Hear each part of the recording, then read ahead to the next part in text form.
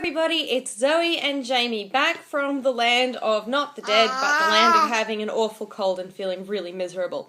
So, still talking about HTML, and I want to say something about elements and tags, because I've been throwing those terms around fairly indiscriminately without actually defining them. Now, before I get to the juice of today's talk, I want to say something. I was having brunch, with a friend of mine on Sunday who is an actual developer.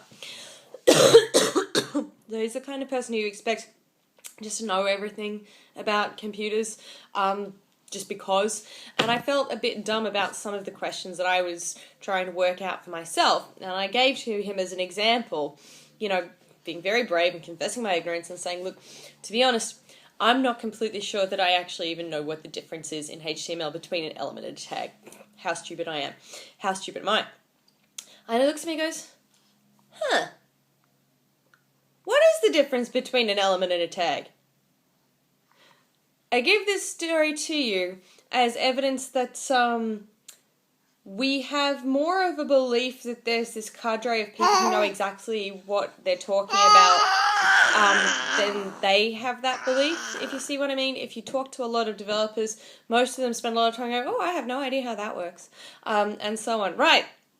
Done with that, and now we move on to the actual, well, what is the difference between an element and a tag?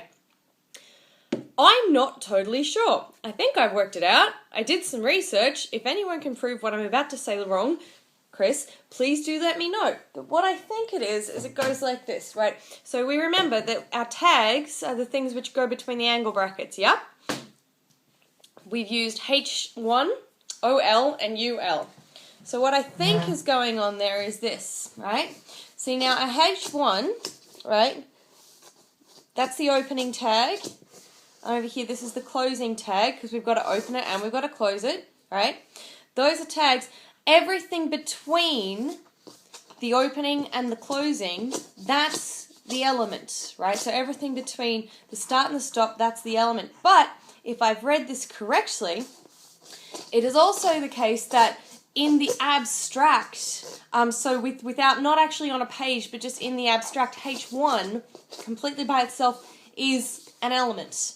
And OL is an element, and UL is an element. It's just that when we're actually deploying it on the page to say, for example, hello ladies and gentlemen, Chris, hi, that's where it is different. So that would be tags, everything between the angle brackets.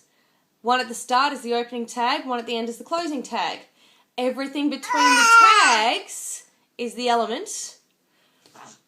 But saying H1 by itself, that is also talking about an element.